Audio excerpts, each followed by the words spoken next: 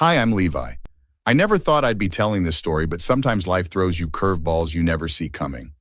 6 months ago, I was happily married, or so I thought, to my wife of 4 years, Megan. We met in college, built a life together, and even joined the same gym last year to stay healthy together. "Babe, I'm home," I called out, dropping my keys on the counter after a long day at work. The smell of dinner, something Megan hadn't prepared in weeks, filled our apartment. "In the kitchen," Megan replied, her voice oddly strained. I found her stirring pasta sauce, dressed nicer than usual for a Tuesday night. "Smells amazing. What's the occasion?" "We need to talk, Levi." She wouldn't meet my eyes. "About, you know that guy from the gym, Jason? We need to talk about him." My stomach dropped. Jason Carter, the personal trainer who always seemed too friendly with Megan. "What about him? Maybe we should sit down first." She turned off the stove and gestured to the table where 2 glasses of wine waited. "I'm fine standing. What about Jason?" Megan sighed, fingers tracing the countertop. "It's complicated. We've been spending time together after our sessions." "Define spending time together," I said, my voice surprisingly steady despite the hammering in my chest. "It started as coffee to discuss fitness goals, then lunch, then—" She finally looked up. "I didn't mean for anything to happen, Levi, but something did happen, not a question." "Yes."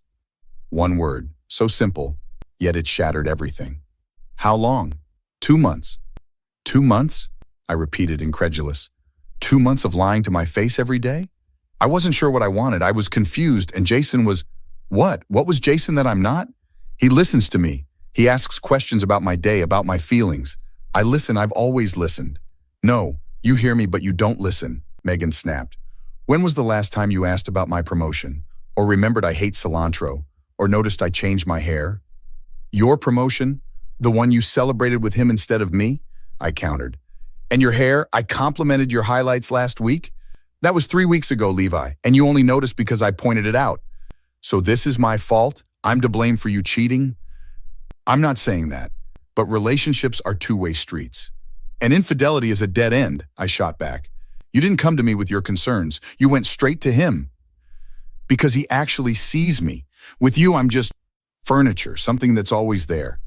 "That's not true, and you know it," I said, my voice breaking. "I've loved you every day since we met." Before I could continue, my phone buzzed. A text from my best friend, Derek. "Drinks tonight? Need to talk to you about something important." "I need some air," I muttered, grabbing my keys. "Levi, please, can we just talk about this?" "Like you talked about it with me before sleeping with him? No thanks." 20 minutes later, I slid onto a bar stool beside Derek, who took one look at me and pushed over a whiskey. "You already know, don't you?" I stared at him. "Know what?" Derek's face fell. "Ah, shit. I was trying to figure out how to tell you about Megan and that trainer guy." "You knew?" The second betrayal hit harder than the first. "Just found out yesterday. Sarah saw them at Riverside Park, definitely not discussing squats and deadlifts. I came straight to you." "Who else knows?" I asked, knocking back the drink. "From what Sarah said, half the gym has noticed. Apparently they're not exactly subtle when they think no one's watching." "Half the gym," I repeated numbly. "So I'm the last to know my wife is cheating on me." Derek gripped my shoulder. "Listen, I'm sorry, man. What are you going to do?" "I don't know yet, but I'm not going to be the pathetic husband everyone's whispering about behind his back. Whatever you need, I'm here." "I need the truth," I said, pulling out my phone. "All of it." The next morning, instead of heading to work, I drove to our gym during Megan's usual session time. Sure enough, her car was in the parking lot. I waited until I saw her leave, alone, before heading inside. The receptionist brightened when she saw me. "Levi, haven't seen you in a while. Your usual Tuesday class starts in 10. "Actually, I wanted to talk to Monica. Is she in?" "The manager?" "Sure, in her office." Monica looked up in surprise when I knocked. "Levi, come in. Everything okay? You missed some sessions. Been busy with work. Can I ask you something off the record?" She gestured to a chair. "Of course, what's going on?" "It's about Jason Carter." Her expression shifted immediately. "What about him?" "I need to know if there have been any complaints about his professional conduct with female clients." Monica's fingers drummed on her desk. "That's confidential information, Levi. My wife is having an affair with him." The drumming stopped. "Sit down and close the door." "So there have been complaints?" 3 in the past year, Monica admitted. "Nothing we could prove conclusively, but enough of a pattern that he's on probation. We've been documenting everything." "Does that documentation include security footage?" It does, she said carefully. Of training areas only, not locker rooms or private spaces. I need to see any footage with my wife. I can't do that, Levi. Legal liability. What about the gym's policy on trainers dating clients? That must violate some ethical code. Monica leaned forward. It absolutely does. It's grounds for immediate termination. She paused. If you were to file a formal complaint, I would be obligated to investigate. Consider it filed. I'll need a written statement from you, she said, pulling out a form. And just so you understand, this will trigger a full investigation. Good. How long will it take? For something this serious, with his history, days, not weeks. I should warn you, though, things could get messy. Messier than finding out your wife is sleeping with her trainer and everyone knows but you? I'm past caring about messy. Later that day, I met with Elena, a paralegal from my office who specialized in divorce cases. So let me get this straight, Elena said as we sat in a coffee shop far from my usual spots. Your wife admitted to the affair, your friend's wife witnessed them together, and the gym manager confirmed he has a history of inappropriate relationships with clients. Yes, and I need to know my options. Well, documentation is key. Text messages, emails, anything that proves the timeline and nature of the affair. Megan's always on her phone. She has a password.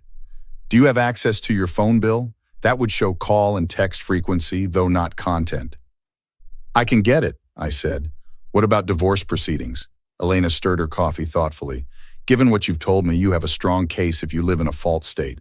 Documented infidelity can impact asset division and spousal support.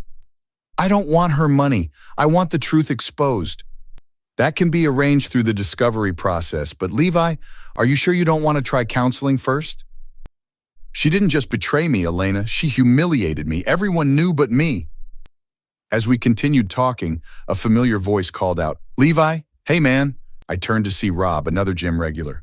Rob, hey, haven't seen you around lately. Everything good? Not exactly. I decided to be direct. Did you know about Megan and Jason? Rob's uncomfortable shifting told me everything. Look, man, I didn't want to get involved. But you knew. For how long? Couple weeks, maybe.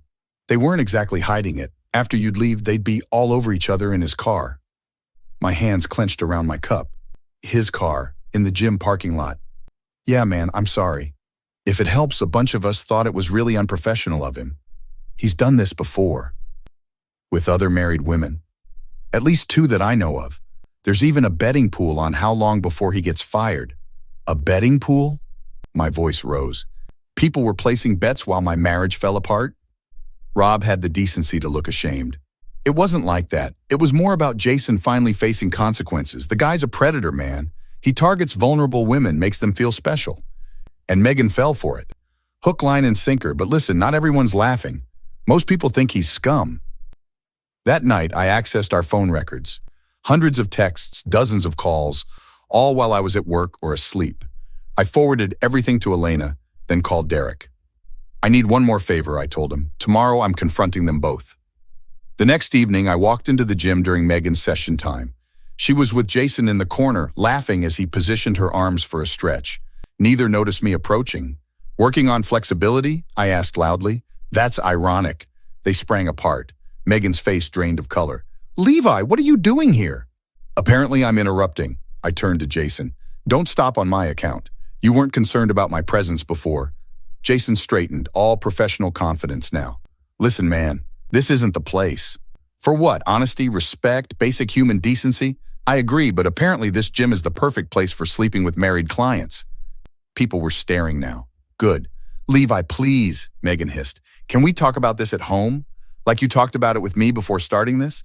No, I think we'll discuss it right here, where everyone can hear how you 2 have been laughing behind my back for months. Nobody was laughing at you, Jason said, stepping forward. These things happen. People grow apart. These things don't just happen. They're choices. Choices you've made with multiple married clients, from what I hear. Jason's expression hardened.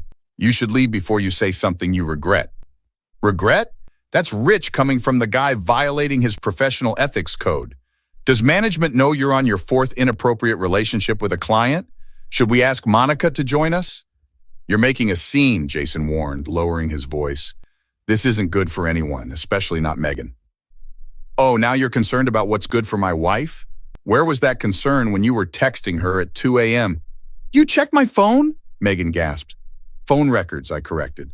All company property. Very interesting reading. You had no right, Jason began. I had every right. She's still my wife, legally speaking, for now. Levi, stop, Megan pleaded, grabbing my arm. I shook her off. Did you know he's done this before? That there's literally a betting pool on when he'll get fired for it? Or did he tell you you're special? It's not like that, she insisted. Then what is it like? Enlighten me? We have a connection, something real enough to tell me about? To end our marriage for? Or just real enough for quickies in his car while I'm at work? Jason stepped between us. That's enough. You need to leave now. Or what, you'll throw me out? Try it. I turned to the growing crowd. Anyone here want to see the gym star trainer assault a member? Would that be enough to finally get him fired? I'm warning you, Jason growled. No, I'm warning you. I've filed a formal complaint with management. I've documented everything. Your career here is over. You son of a... Jason lunged forward, grabbing my shirt. I didn't move, just smiled as Monica appeared with 2 security guards. Jason, let him go now, she ordered. He's harassing me, making false accusations. Nothing I've said is false, I replied calmly. But that assault just now? Lots of witnesses, security cameras too. Monica stepped between us. Jason, my office now. Levi, are you pressing charges? Absolutely, and I'm sure the other women he's harassed will be interested to know they're not alone. Megan was crying now, mascara tracking down her cheeks. Levi, please, can we just talk privately? There's nothing to say that you haven't already said through your actions. I turned to leave, then paused. By the way, I filed for divorce this morning. You'll be served tomorrow. Levi, I'm sorry, I made a mistake. We can work through this. No, we can't. And unlike your boyfriend there, I actually mean what I say. 3 weeks later, I sat across from my lawyer as we reviewed the divorce settlement. Elena had done magnificent work, using the documentation of Megan's affair to negotiate terms heavily in my favor. They accepted all conditions, she announced. No contest. You get the apartment, she takes the outstanding debt, and there's a non-disclosure agreement preventing either of you from publicly discussing the marriage or its end. And Jason? Terminated for cause. The gym's internal investigation found evidence of multiple inappropriate relationships with clients, including text messages he sent Megan while on the clock. He's been blacklisted from major fitness chains in the area. Good. I felt no joy, just a hollow satisfaction. Any word on the restraining order? Granted, based on the security footage of his attempted assault, he can't come within 500 feet of you or your workplace. Has he tried contacting you? Elena asked, watching me carefully.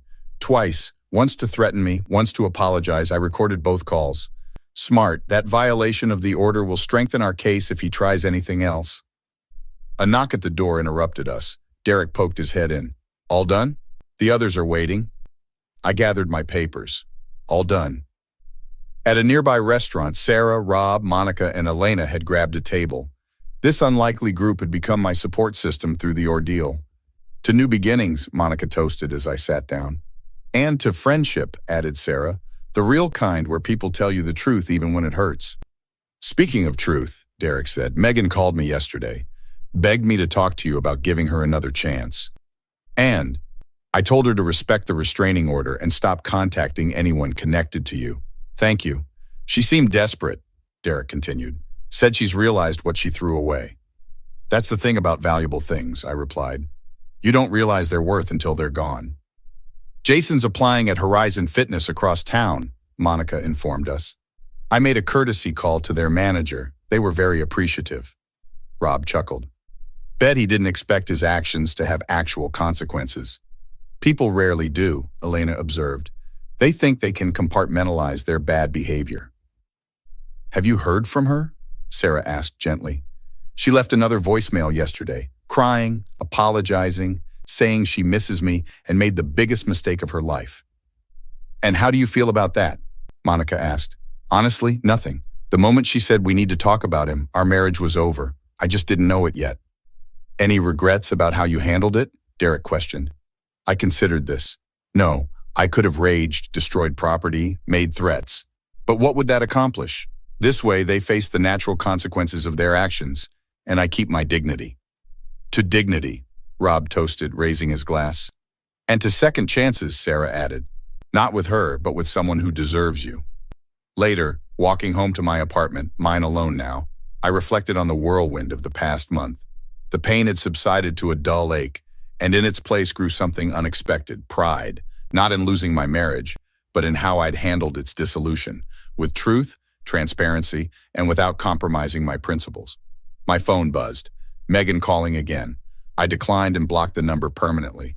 Have you ever had to choose between forgiveness and self-respect? Between accepting an apology and standing firm in your boundaries? I chose myself, and I don't regret it. Sometimes the best revenge isn't about making someone else suffer. It's about refusing to suffer yourself. What would you have done in my place? Leave a comment below, and don't forget to subscribe for more real-life stories of justice served.